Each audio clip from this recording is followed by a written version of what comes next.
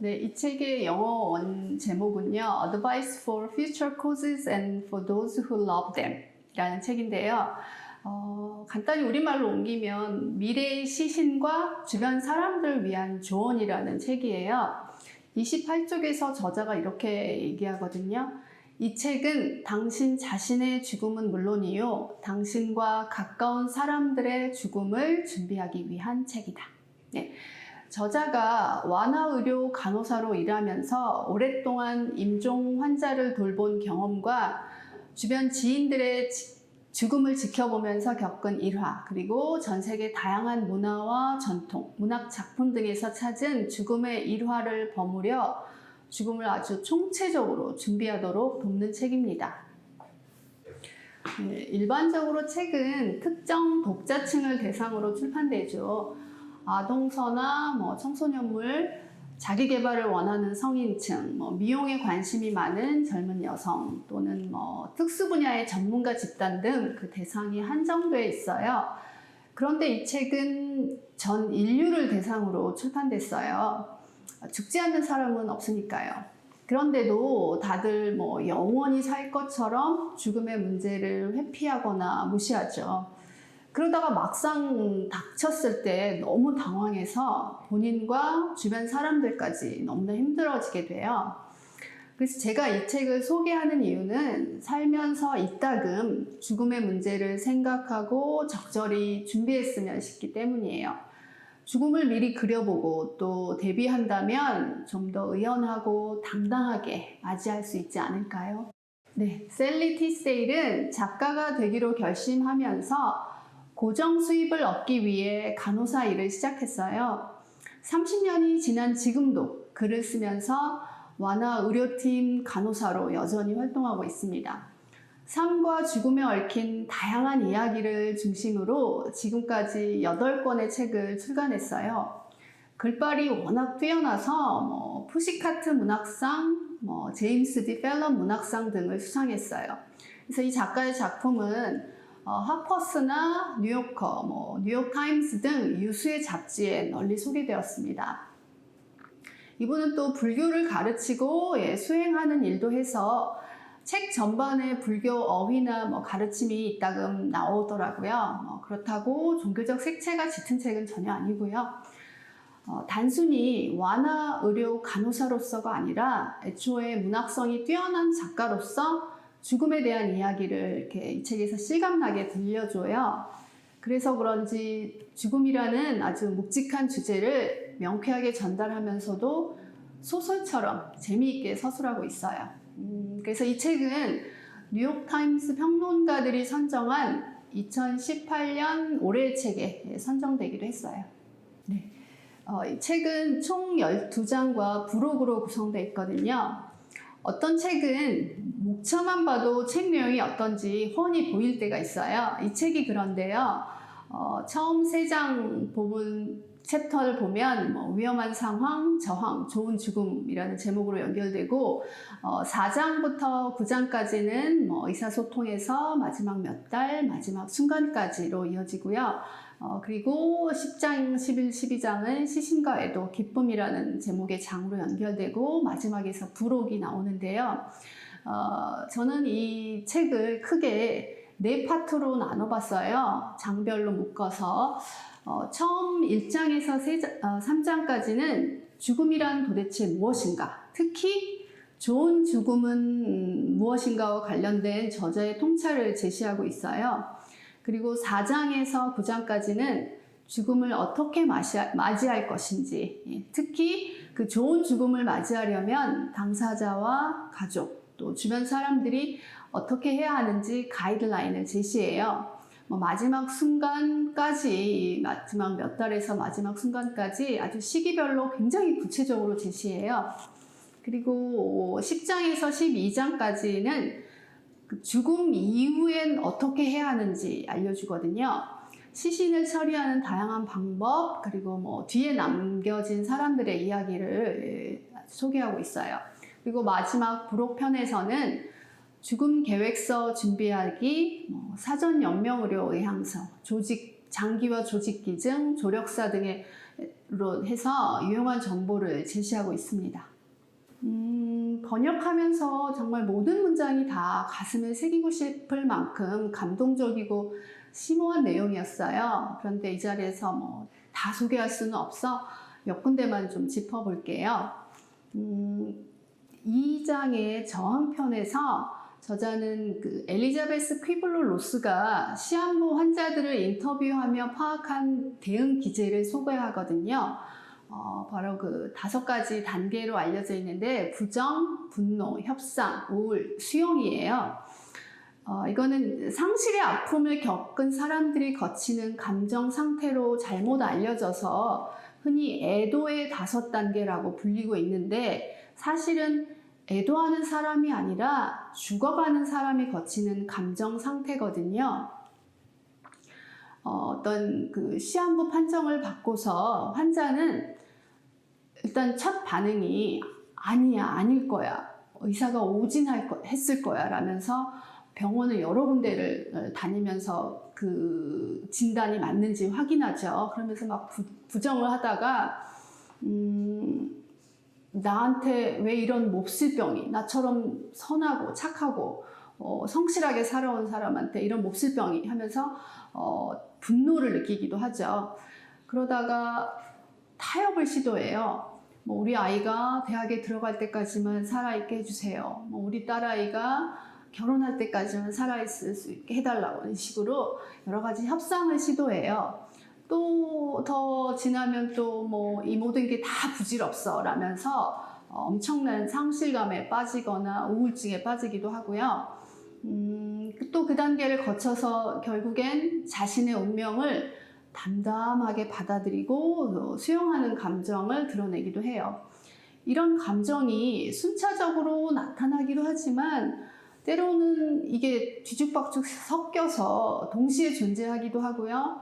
수용했다가도 어느 순간 분노를 하거나 또 다른 타협을 시도하기도 해요. 그래서 우리가 아무 준비도 없이 죽음의 문제와 맞닥뜨리면 그 혼란과 낭패감은 정말 이루 말할 수 없어요. 그래서 저자는 죽음을 미리 생각해 보는 것이 삶을 훨씬 더 달콤하게 해준다고 말하고 있어요. 그래서 46쪽에서 47쪽에 이런 말을 적고 있는데요. 제가 읽어볼게요. 우리는 대부분 죽음을 아주 막연하게 생각하다 어느 시점에 이르면 바로 내가 누구보다 소중하고 그 무엇으로도 대체할 수 없는 나 자신이 죽을 거라는 사실을 퍼뜩 깨닫게 된다. 생각만 해도 섬뜩하지만 순식간에 스쳐 지나는 이런 통찰이 우리 삶을 변화시킨다. 육신이 언젠가 소멸한다는 걸 알면, 이승을 하직해야 한다는 걸 알고 나면 우리는 달라진다. 나는 그 사실을 깨달은 순간 전기에 감전된 것 같은 충격과 달콤한 행복을 동시에 맛봤다. 사기 그릇의 아름다움이 내 안에 있다니 얼마나 멋진가. 이 상태, 그러니까 이 수용의 상태로만 머물 수 있다면 정말 좋겠죠? 그런데 아니에요. 저자는 그 뒤에 이어서 이렇게 얘기하고 있거든요. 죽음과 관련된 경험은 많이 할수록 좋다. 나만 해도 죽음을 믿도록 강요받는 환경에서 살고 있지만 자꾸 정신이 흐트러진다. 그 사실을 거부하기도 하고 잊기도 한다. 그러다 또 그 사실을 환기해주는 일을 경험하고 다시 믿는다. 사람은 죽는다. 누구나 다 죽는다. 이 와중에도 나만 빼고 라는 생각이 나도 모르게 든다. 이러한 내적 모순, 인지 부조화는 우리를 곤란하기도 하고 황홀하기도 하는 복잡 미묘한 문제이다. 나는 앞에선 그렇다고 고개를 끄덕여 놓고 돌아서선 아니라고 부정한다. 두렵기도 하고 궁금하기도 하다. 싫다고 거부하다가 어느새 또 수용한다. 수십 년 동안 완화의료 간호사로 살아온 저자도 이러할진데 우리는 오죽하겠어요. 이 부분 바로 뒤에서 저자는 그리스의 철학자 에피쿠로스의 말을 인용해요. 우리가 가장 두려워하는 죽음은 사실 아무것도 아니다. 우리가 존재할 때는 죽음이 오지 않았고 죽음이 왔을 때는 우리가 존재하지 않기 때문이다. 존재하지도 않는데 죽음을 두려워할 까닭이 없잖아요. 그런데도 다들 두려워해요. 수용의 단계에 이르기 위해선 우리가 오랫동안 외면했던 진실, 즉 우리 모두 미래의 시신임을 인정하는 데서 시작해야 한다고 해요. 그런데 만약 저자가 우리의 그 운명, 죽을 운명을 받아들이고 살아있는 동안 열심히 행복하게 살자라는 식의 말을 했다면 굳이 이 책을 소개하진 않았을 거예요. 삶의 태도와 관련된 자기계발서는 시중에 많고도 많거든요. 이 책은 죽음이 무엇이고 죽음을 어떻게 맞이해야 하며 또 죽고 나선 어떻게 해야 하는지 오로지 죽음에 얽힌 문제를 다루고 있어요. 4장 의사소통 챕터에서도 이 챕터도 제가 번역하면서 아주 많이 배우고 아주 고개를 굉장히 끄덕였던 부분인데요. 죽어가는 사람과 얘기할 때 하지 말아야 할 말이나 주의사항을 제시해요. 97쪽에서 저자는 이렇게 얘기해요. 당신이 죽어가는 사람이라면 하고 싶은 말은 뭐든 해도 된다. 아무 때나 누구에게나 말이다. 반대로 입 꾹 다물고 가만히 있어도 된다. 내가 여기서 하는 말은 대부분 방문자와 동반자 그리고 조력자에게 주는 조언이다.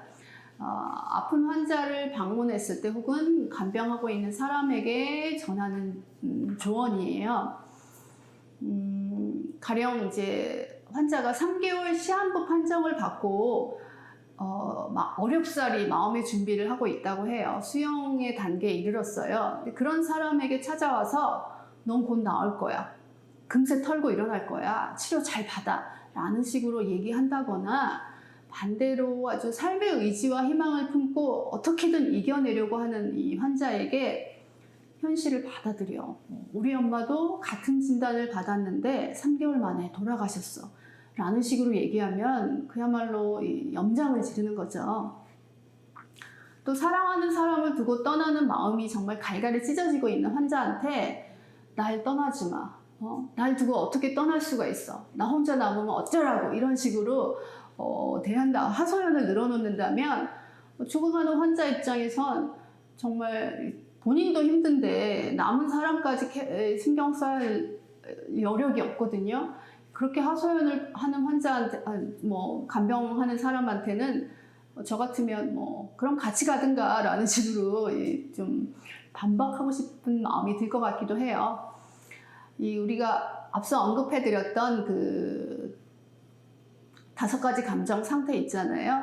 환자가 지금 어떤 상태인지 유심히 관찰해서 파악한 다음 그에 맞게 대처해야 하는 거죠.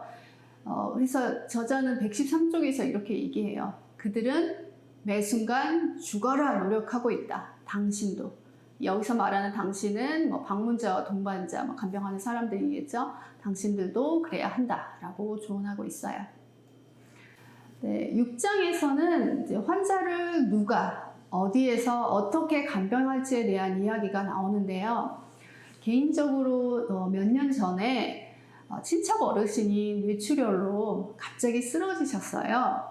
수술하면 의식을 되찾을 확률이 한 20% 정도 된다고, 그리고 또 설사 깨어나도 거동이 불편하거나 거동을 못할 수도 있다고 의사가 말했대요. 자식들이 그런 의사의 소견을 듣고서도 차마 그대로 보낼 수가 없었던 거예요. 어머니를. 그래서 수술을 받게 했어요. 그런데 수술 받고 나서 깨어나지 못하고 2년 동안 의식도 없는 상태로 계속 누워만 계셨어요. 그러다가 얼마 전에 돌아가셨거든요. 물론 그분은 병원에서 지냈고 또 간병인을 24시간 붙여놓은 상태였긴 해요. 그렇더라도 그 무의미한 생명을 유지하느라 그 당사자, 환자 본인이 겪었던 고통은 저로서는 정말 상상할 수도 없을 만큼 클 건데요. 당사자 외에 그 남은 그 자식들의 고충도 정말 이만저만이 아니었거든요. 저자가 이 6장에서 이런 얘기를 하고 있어요. 가족이라는 거미집의 한가운데 죽음이 찾아들기 전까지는 가족의 참된 의미가 무엇인지, 간병이 무엇을 뜻하는지, 상실감과 비통함 너머에, 그 너머에 어떤 혼란이 도사리고 있는지 알 수 없다. 네, 정말 겪어보지 않으면 알 수 없는 그런 고충들이 너무나 많은 것 같아요. 그리고 7장 마지막 몇 주에서는 이런 이야기가 나오거든요. 죽는 과정은 지루할 수 있다. 죽는 과정은 혼란스러울 수 있다. 죽음은 여러 가지 형태로 나타난다. 어떤 죽음은 예견된 뒤로 몇 달이 걸리지만 어떤 죽음은 순식간에 이루어진다. 때로는 기술에 의해 죽음이 늦춰지기도 한다. 각각의 죽음은 사뭇 다르지만 결국엔 모두 같아진다. 숨을 쉬다가 더 이상 쉬지 않게 된다. 정적 속으로 들어가는 것이다. 숨을 들이마시고 내쉬고 들이마시고 내쉬고 그러다가 결국 멈춘다. 하지만 기계에 의해 호흡이 이루어지거나 강력한 약물로 혈압이 유지될 때는 누군가가 끔찍한 결정을 내려야 한다. 정말 끔찍한 결정을 누군가가 내려야 한다. 그런데 남은 가족, 배우자든 자식들이든 혹은 부모든 차마 호흡기를 떼달라고 요청하지 못하거든요.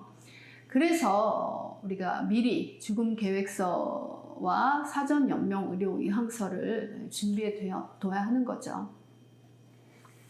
그리고 9장의 마지막 순간에서는 시인 마리 하우의 이야기가 나오거든요. 죽음의 순간을 어떤 것의 종료나 중단이 아닌 완성으로 여긴다. 죽음의 순간을 종료나 중단이 아닌 완성으로 여긴대요. 삶의 총결산인 셈이다. 분주한 하루를 보내고 난 뒤에 맛보는 피곤하지만 뿌듯한 느낌에 대한 영원한 기억이요. 예전엔 미처 몰랐던 만족감을 느끼는 순간이다. 마리 하우는 죽은 마지막 방문이라는 시에서 죽음을 이렇게 묘사했어요. 마침내 누군가가 당신의 구두끈을 절대로 풀리지 않게 묶어주었다. 저는 이 문장을 번역하면서 왠지 모를 안도감 같은 게 느껴지더라고요. 괜히 안심되는 느낌. 그리고 이제 세 번째 파트 시신에서는요, 방부 처리와 보건술에 대한 이야기가 나와요. 고인의 충격적인 모습을 머릿속에서 지워주고 평온한 이미지를 간직하도록 돕기 위해서 방부 처리도 하고 복원을 하는데요. 이러한 방부 처리는 사실 시간을 벌기 위해서 부패를 늦추려는 수단일 뿐이래요. 그 벌어놓은 시간 동안 시신을 복원하고 또 며칠에 걸쳐서 장례식을 거행하는 거죠. 그 시신이 어떻게 변하는지 시신을 처리하는 새로운 기술도 이 챕터에서 소개하는데요. 이 방부 처리 전통이 언제부터 시작됐는지 이 책에 나와 있는데 남북 전쟁에서 비롯됐다 그러거든요. 당시 전쟁터에서 사망한 장교들을 집까지 온전한 상태로 보내기 위해서 시작됐어요. 그리고 미국에서는 보건술 아카데미라는 게 있는데 포인의 생전 모습 그대로 혹은 더 곱게 보이도록 시신에 각종 화합물질을 주입하거든요. 포름알데히드를 비롯한 유독성 화학물질이 이렇게 시신과 함께 땅에 들어가서 결국 환경 오염을 유발하는 거죠. 저자는 이러한 방부 처리가 죽음을 완벽하게 부정하는 기술일 뿐이라고 비난하고 있어요. 그러면 이 시신 처리 방법 몇 가지 소개해 볼게요. 흔히 우리가 지금까지 계속 해온 방법이 이제 자연장이겠죠. 자연장, 땅에 매장하는 거고요. 화장 방법도 지금 널리 시행되고 있죠. 그리고 신기술이 발달해서 리소메이션이나 프로메이션이라는 방법을 책에서 소개하는데요. 간단하게 살펴볼게요. 자연장은 일단 방부 처리하지 않고 다양한 형태의 관에 담아서 땅에 묻는 방식인데 관도 뭐 종이관도 있고 뭐 목관, 나무로 된 관도 있고 금속관도 있겠죠. 금속관에 담아서 시신을 묻으면 부패의 속도는 조금 늦어지긴 하겠지만 결국엔 부패해요. 이 자연장에서는 이 방부 처리를 하지 않고 땅에 묻는데 그 예로 몇 가지가 소개되는데 인피니티 베리얼 프로젝트라는 게 나오거든요. 이것은 한국인 예술가 이재림 씨가 고안한 매장 방법이에요. 버섯 균사와 각종 미생물을 주입한 실로 수를 놓은 검정색 수의를 입혀서 땅에 묻으면 버섯이 발화해서 분해를 촉진한대요. 버섯은 인간의 몸에서 나오는 독소를 정화하고 식물의 뿌리에 영양소를 제공하며 깨끗한 비료를 남긴다고 해요. 땅에 묻힌 시신이 오염원으로 전락하는 게 아니라 식물의 영양소가 되는 거죠. 묘지 재사용 문제에 대한 얘기도 나오거든요. 세계적으로 묘지가 다 부족하잖아요. 그래서 영국을 비롯한 유럽 여러 나라는 한 20년에서 한 100년 사이로 묘지를 임대한 후에 재사용한대요. 임대료를 얼마 내느냐에 따라 차이가 있겠죠. 또 브라질에서는 수직묘지를 세웠대요. 14층 높이로 이 수직묘지를 세웠는데 전망이 높은 층일수록 사용료가 비싸다고 하네요. 두 번째로 많이 이제 하는 방법이 이제 화장이죠. 묘지 부족을 해소하고자 세계적으로 널리 성행되고 있는데 불에 태우는 화장은 사실 오염물질을 굉장히 많이 배출해요. 유명한 곳이 이제 인도의 버닝가트라고 하는 곳이죠. 인도의 바라나시에 있는데 인도 사람들은 화장돼서 겐지스강에 뿌려지면 윤회의 고통에서 벗어난다고 믿기 때문에 이 버닝가트라는 화장터에서 화장을 많이 한대요. 인도와 네팔에서 화장용 장작으로 해마다 5천만 그루 이상의 나무가 베인대요. 이런 화장은 온실가스와 온갖 유독물질을 대기에 배출해요. 그래서 화장장 주변의 토양에는 수은이 많이 축적되어 있다고도 해요. 가상무덤도 얘기가 나오는데요. 홍콩과 일본도 무덤 부지가 굉장히 부족하고 또 너무 비싸서 가상무덤을 또 활용한대요. 후손들은 그 가상무덤에 방문해서 아이콘으로 꽃과 과일을 바치거나 향, 맥주 등을 바친다고 해요. 세 번째 방식으로 리소메이션이라는 방식이 나와 있는데요.